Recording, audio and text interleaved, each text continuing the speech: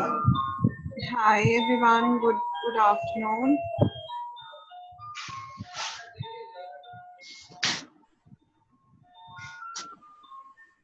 Good afternoon. So Karishma, why don't you begin with your session today and I will take it up.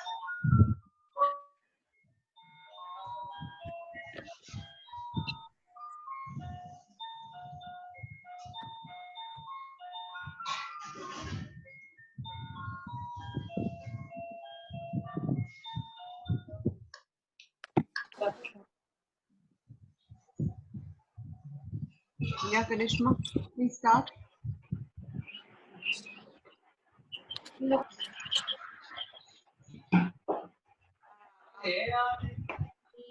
the screen.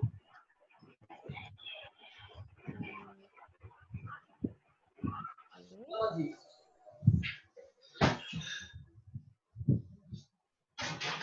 So today we are going to continue with our session, and there were some topics and some things left to discuss since yesterday. So we are going to talk about those. Okay, Karishma, I Okay. can't hear you. You need to be louder. Okay, ma'am. Yeah, Can you hear me now? yeah, it is better now. Okay. So let us start with MSc Day 2. So our topics for today is perception and thought. So what is in the perception? In the perception we were covering these topics: the overvalued ideas, delusion, illusion, hallucination, depersonalization, and derealization. Maybe you are thinking that these terms are very complicated and very technical, but when you get the meaning of these terms, you will feel like it is really very easy to understand. Okay, so in the first perception, we have overvalued ideas.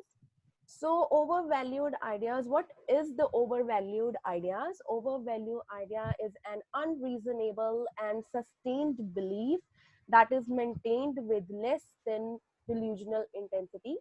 That is, the person is able to acknowledge the possibility that the belief may or may not be true. So what is the overvalued idea basically? When we have a belief, okay, here you will read the word sustained belief. Means that the belief first of all is tested, okay, and then the evidences are collected for that, and after that that become a sustained belief, and that belief is going to be maintained in the overvalued idea. This is, for example, if a person have a belief that if a person come to Karishma, a know. lot of people are facing problems with your voice. You need to speak into the mic and be a little louder. Okay, okay, ma'am, is it okay? It's better. Okay, so in the overvalued ideas, I'm going to give you the example. Just say, for example, if a person has come to know that if he or she saw the empty vessel outside the home while going out of the home, then maybe something bad will happen to that person. Okay, so now the person who has come to know about this belief, he or she will test that belief first of all, and if something happened with that person on that day when he or she find that empty bowl, so that belief get an evidence. Okay, and in this way, when 2 to 3 times it happens, it will become a sustained belief, and when it's become sustained belief, that is going to be maintained. Now you can see that sawing an empty vessel is not something which is reasonable. It is basically unreasonable. So it is covered in the overall overvalued idea. Okay, so next we have delusion. Now, what is delusion? A false, unshakable belief which is not amendable to reasoning and is not in keeping with patient socio-culture and educational background. it is not affected by the rational argument and has no basis in reality. Now, in delusion, the beliefs, as you have read, false and unshakable. The people who have these kind of beliefs do not require evidence. They do not go for the evidence. As in the overvalued idea, they go for the evidence, they collect the evidence for their belief, and the sustained belief is maintained. But here it is not like that. Here the person make a false and unshakable belief, and if someone is giving some rational argument to the person that this is not true or this is not acceptable, then it is he or she is not going to accept that rational argument. And these delusions, they have no base in reality. When we will go through the types of delusion, then you will come to know, you will have more clarity about what the delusions are and how it works. Now, next is the type of delusions. So, first is the delusion of persecution. Now, what is in it? The people with this delusion believe that they are being plotted against, spied on, plundered, threatened, attacked, or deliberately victimized. Now, here I remember one case. One patient complains that somebody in the say the family members are mixing something in his food. So what he do, he always, when going to eat, give his food to his wife to eat it first, because he was having a feeling, a delusion, that he or she is going to have a threat on his life or something like that. That's why the patient is just to know that whether it is true or not, just do that. But after that he got the evidence that this is not like that, he do not believe on that, because in the delusion the beliefs are unshakable. Okay, so next is delusion of reference. Now, in the delusion of reference, people with this delusion believe that they attached and special personal meaning to the actions of other or to the object and the event. Now, here is an example which is coming to my mind of a patient. He says that I have a contact with Mukesh Ambani and Amitabh Bachchan, and I am in contact with them. And in reality, it is not true. But he believe, he had the delusion that it happening. Now, next is the delusion of grandeur. In this delusion, the people believe themselves to be specially empowered persons. Now, here is I saw a patient. Okay, she is a female, and she one day a snake came to their house, and he directly encountered that snake and feel that she is a goddess. She has superpowers, she has goddess, and she want that everybody should respect that woman and do the aarti and all stuff like that. So the delusion of control, in this delusion the people believe that their feeling, thought and actions are controlled by others. Okay, so here a case come to my mind that a adolescent come to the clinic. So he was complaining that my parents are very controlling. Okay, but he is having that kind of delusion, because when we talked to parents, they are not like that. And even after some sessions, we also come to know that it is just a delusion, not the reality. Next is illusion. Okay, so what is illusion? A misperception or misinterpretation of a real external stimulus, such as hearing the rustling of leaves as a sound of voice. Now, what is in it? In this illusion, we have that real external stimulus, but we misinterpreted that, we misperception that. Okay, just say the example is given that hearing the rustling of the leaves, it's just a rustling of the leaf, but you receive, the person with this illusion perceive as a sound of voice. Okay, so It's also one more example which come to my mind, which is very common. If you saw some pattern in front of you, it's just still, but you perceive it as moving. So it is also come in the example of illusion.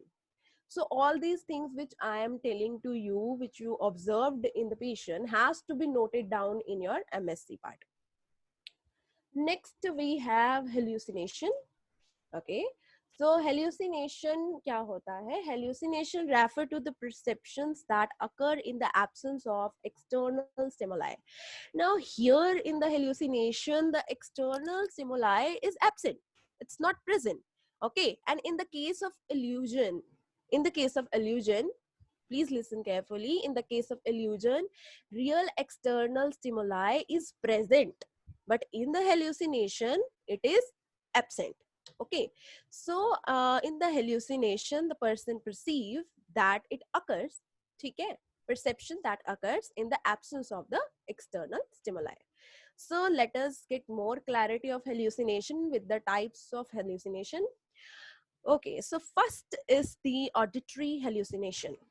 In this hallucination, the patients hear sound or voices that speak words, phrases, and sentences directly to the patient, or talk to one another, referring to the patient as he, she.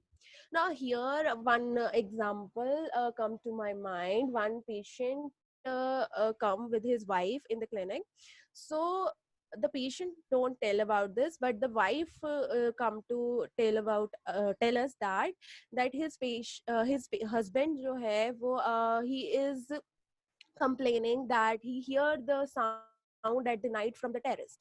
He feels like that someone is walking in the terrace. He hear the sound, the voices from the terrace, but the wife says that I never hear those voices.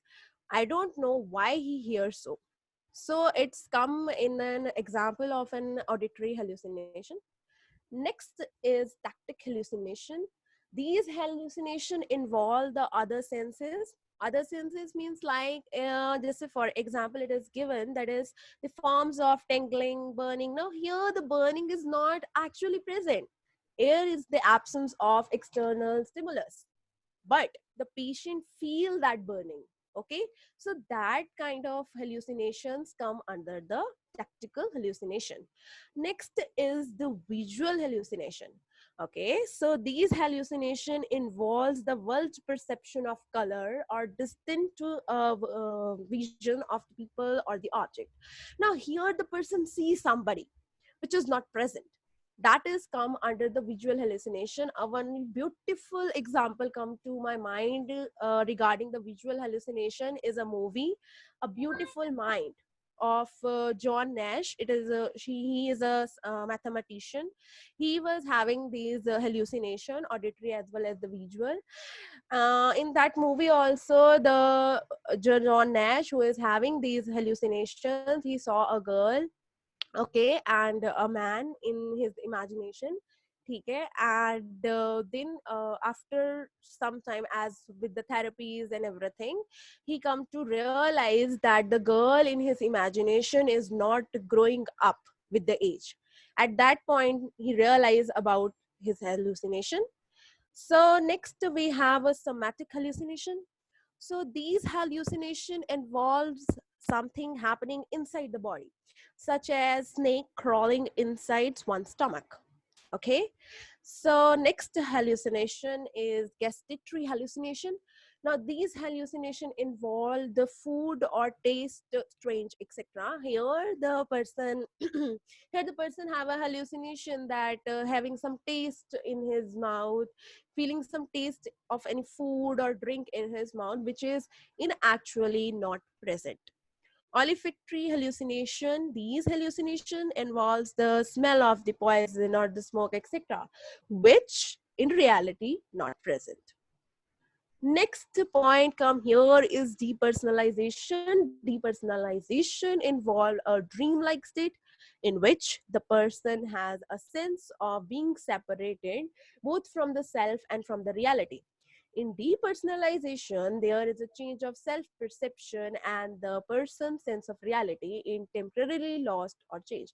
Now, here a example come to my mind. A Punjabi woman come to my clinic, and then he start saying, ਮੈਨੂੰ ਤਾਂ ਮੇਰਾ ਸਰੀਰ ਬੜਾ ਝੂਠਾ ਜਿਹਾ ਲੱਗਦਾ ਹੈ, ਮੈਨੂੰ ਲੱਗਦਾ ਹੈ ਕਿ ਜਿਵੇਂ ਕਿ ਮੈਂ ਨਹੀਂ ਰਹੀ, ਮੈਨੂੰ ਐ ਲੱਗਦਾ ਹੈ ਕਿ ਮੈਂ ਅਲੱਗ ਹਾਂ। ये जो dialogues है, these representing the depersonalization of the person. Okay, so next we have derealization.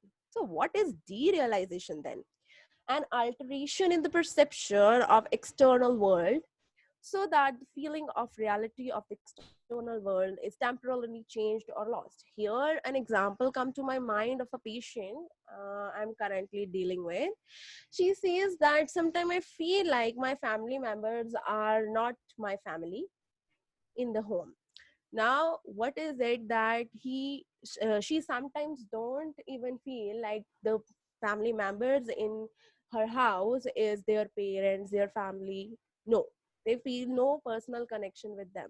So this is temporarily, so this is derealization. So what is the main difference between the both is that in depersonalization, the person is temporarily not perceive themselves to be the self, and in the derealization, the person have a feeling of the reality of the external world is temporarily lost. So next topic is thought, which is to be continued by Dr. Priyanka Kalra ma'am. Thank you everybody, and ma'am please take the mic. Thank you, Karishma, and it was a wonderful discussion. I really liked the way you used real life examples. So let's continue. There are a couple of questions regarding the delusions. Let me take them up here briefly. I'll answer a couple of things that were not very clear. So to Okay, thank you begin ma'am. with, yeah, thank you. So to begin with, we need to understand that there were two disorders we were talking about. One is the disorder of thought and the other is the disorder of perception. When we talk about the disorder of thought, we talk about delusions. माने delusion जो है उसमें लोचा जो है वो विचारों का है, thought का है. Okay, there is a problem with the thought process. When we talk about hallucinations or illusions, they both are a problem of perception. What is perception? Perception is something like perception is about senses. All of the five senses that we have, we can have perceptions of those. So when we talk about hallucination and illusion, the main difference between hallucination and illusion is that in illusion, the external stimulus is present, as Karishma very rightly pointed out. But in hallucination, there is nothing, no external stimulus is present, and yet the patient is feeling something. So if you are feeling it in your ears or hearing it in your ears, it is auditory. If you can smell it, then it is olfactory. If you can taste it, it is gustatory. If you can feel it on your skin, it is tactile. If you can feel it within your body, like in your organs, it is visceral or somatic. If it is hearing or whistling sounds, tinnitus-like sounds, then it is elementary. I hope that this brief description of the delusion, hallucination, and illusions is clear. Now I am going to talk about something that was left, that is thought. Okay, when we talk about thought, I am going to start the presentation, and these are a couple of difficult terms, so let's talk about them. We did talk about apathy last time. Now I'm going to talk about the main concepts of thought, language, and communication. Okay, let me just open my chat window. Give me a moment.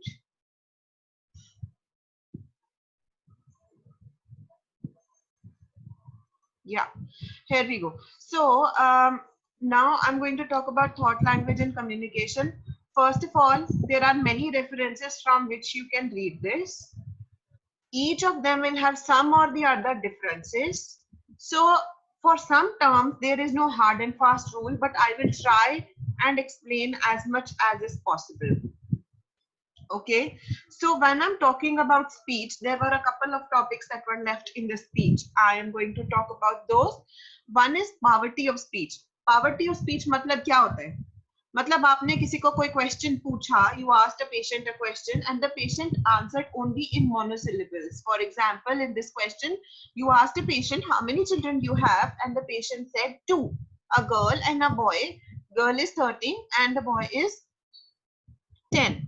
The answer is 2, that is all that is required. The rest of the information is additional information. So if I ask somebody a question and they just answer in monosyllables, it is simple. Okay, so they said 2 or 1 or whatever. If they stop at that, then it is poverty of speech. They did not answer or in more detail. Now poverty of speech could be because the patient has not developed a rapport with you, or is angry, or is rude, or could also have some issues that they don't want to really communicate with you, or they don't really want to talk with you. I am going to leave these examples here and I'm going to share this whole presentation with you guys, so there is no need to write all of this down. You can read all of these examples in detail. It will become self-explanatory.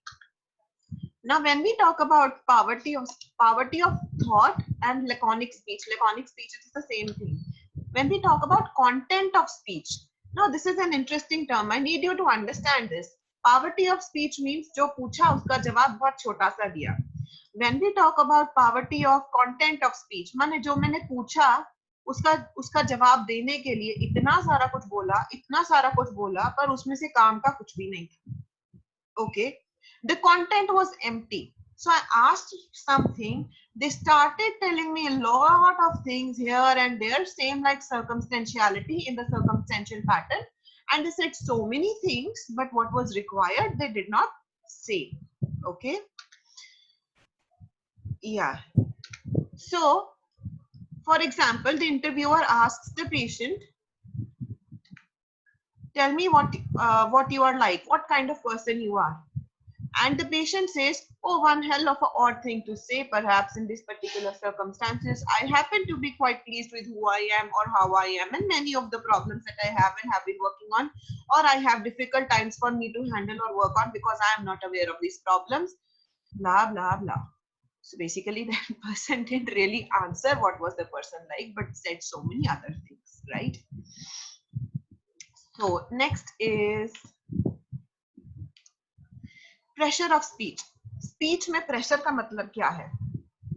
Has anybody ordered South Indian food and asked for a menu ever? Sometimes they speak so fast that you can't even make out rava dosa, idli dosa, sambar dosa, and so on. And you can't even make out, and you have to make the person slow down. मुझे समझ नहीं आया, जल्दी जल्दी मत बोलो. So then they have a pressured speech because उन्होंने रट्टा लगा रखा है कि जो बोलना है फटाफट से बोलते जाना है. And sometimes patients also do that. Sometimes they start speaking and they won't stop. Now the important thing here in pressure of speech is that you are not able to interrupt the patient. Okay, even if you are able to interrupt the patient, you are able to stop the patient will continue to speak. इतना बोलेंगे बाप रे तुम्हें चक्कर आ जाएगा. Okay, so you know, if you really want to be quantitative, अगर आपको quantitatively उसको assess करना है, then you can say that a rate greater than 150 words per minute is usually considered rapid or pressure. Now when you're considering an MSc, an interview, when we used to have it in our exams, our professors actually used to ask us कि कितने words per minute बोला, and you have to really think कि यार मैं count करने थोड़ी बैठी. But then you know, you have to, when you are writing down the mental status examination, especially from exam point of view, you have to write down everything, and it is a very valid question. You need to understand that how many words did they speak. Would you call it pressure of speech or would you not call it pressure of speech? And in what disorders the pressure of speech comes? It comes in disorders like that of mania, in that of psychosis also. Okay, so distractible speech is, as the term explains, it is very understandable that you've asked the person some question and instead of answering that question they will talk about a nearby stimulus. You will ask them simple question and then they will say, then I left San Francisco and moved to, where did you get that tie? It looks like leftover from the 50s.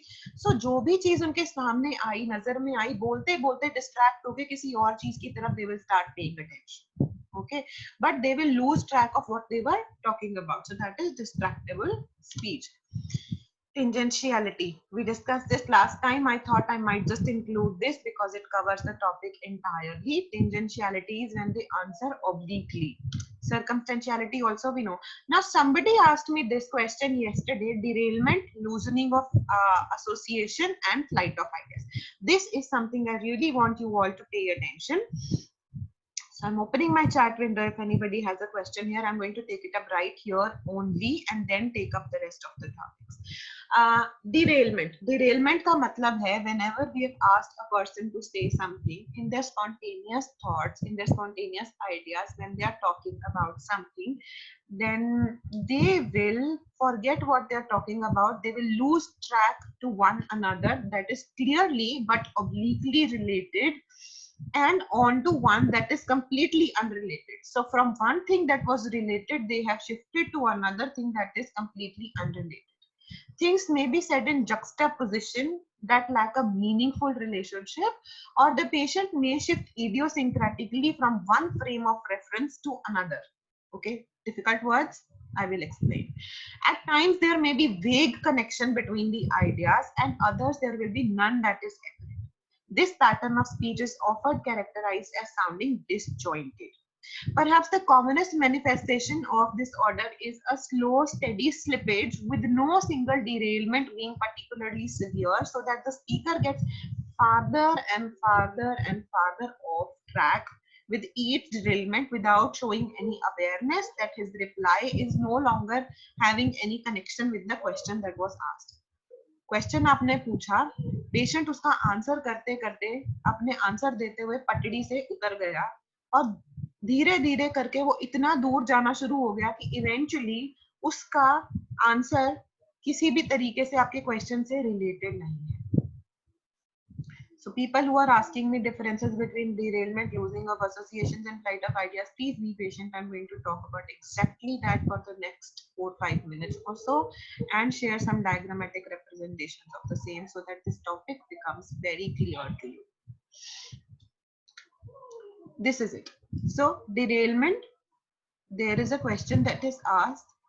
There is some connection with the next topic. The answer the patient is beginning. Then they slip on to the next topic. The difference between the two is less. मतलब अगर आप ये वाला thought पकड़ोगे जो patient ने बोला है, इसका फिर भी इससे कुछ लिंक होगा या इससे कुछ लिंक हो सकता है. Okay, clear till now? Yeah, so when we talk about loosening of association, loosening का मतलब है when we talk about one topic, this topic and this topic and this topic are farther and farther and farther away. So what the person said in the first sentence and what the person said in the second sentence and the third sentence, they don't really have a connection at all. And when we talk about flight of ideas, then the flight of ideas is altogether a lot of loosening. मतलब एक thought का दूसरे thought से, तीसरे thought से, चौथे thought से, इसी थॉट से बिल्कुल भी लिंक नहीं है. Okay, yes, derailment and distractible speech are not really yeah, you can say that if a person is distracted they can derail, but the distractibility generally comes in patients who have attention deficit disorders. Derailment comes in patients who generally have psychosis or underlying psychosis because they can't, or mania also, because they can't really make sense of what's happening. Derailment does not require an external stimulus to be distracted about, but distractible speech definitely needs something in the external environment which distracts them, some color, some object, some book or some painting, something that distracts them. Derailment can happen regardless of that. Okay, yes, Bisman, this does mean that a person is thinking on a much higher rate, which is why they forget the link between the question that is asked and the answer that is being given. Anyone who has questions regarding derailment and loosening and flight of ideas, I can answer them. No, derailment and tangentiality are not the same things, because derailment means you are talking about one topic and you're derailing to the next. Tangentiality means you started off by giving the answer initially and then you went completely off track. Completely. So there's no link between the starting and the ending. When I'm talking about derailment, loosening, and flight of ideas, please understand that there will be differences in the references that you will be taking. So suppose you are going to read a comprehensive textbook of psychiatry, it will say something else. Suppose you are going to read Oxford textbook of psychiatry, it will say that loosening is different and flight of ideas is different. You need to understand that if you are going to present a definition, what is the point of source that you are quoting. For this particular slide, I have entirely quoted the article on thought, language, and communication by Nancy Anderson, and I have directly copy pasted the definitions and the examples because I think that it is very, very important article, a breakthrough article really that actually explains all of this. But when I'm talking about Nancy Anderson, she takes up derailment, loosening, and flight of ideas, all of that in under one heading only. It is only for our own understanding that we are able to differentiate them and understand them. Once again, I want to stress on one very important point, and that is derailment can be present in mania, can be present in ADHD, can be present in psychosis. I want you to remember that a single symptom will not give you a diagnosis. It is only the amalgamation of a good history accompanied by a good sound mental status examination and assessment and comparison with the diagnostic manuals, which will give you a complete diagnosis. So please don't be too eager to fit the symptoms into boxes and then label a patient with diagnosis.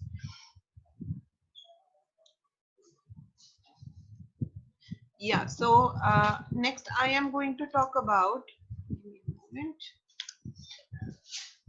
I'm giving you an example. What do you think about the whole Watergate affair? The patient says, you know, I didn't tune in on that. I felt so bad about it. I said, boy, I'm not going to know what's going on in this, but it seemed to get so murky and everybody's reports were so negative. I thought I did not want any part of this and I don't care who was in on it, and all I could figure was that Artie had something to do with it. Artie was trying to flush the bathroom toilet of the White House or something. She was trying to do something fairly simple. The tour guest stuck or something. She got blamed because of the water overflowed, went down in the basement, down in the kitchen, and they were going to have a repaint in the White House room, enormous living room, and then it was this reunion they were having. So you understand, the patient is talking about one thing in the sentence, then he grabs that topic, thinks about it, and talks about another thing in the takes up one stimulus from this sentence and then talks about it in the next sentence, and then so on and so on and so on.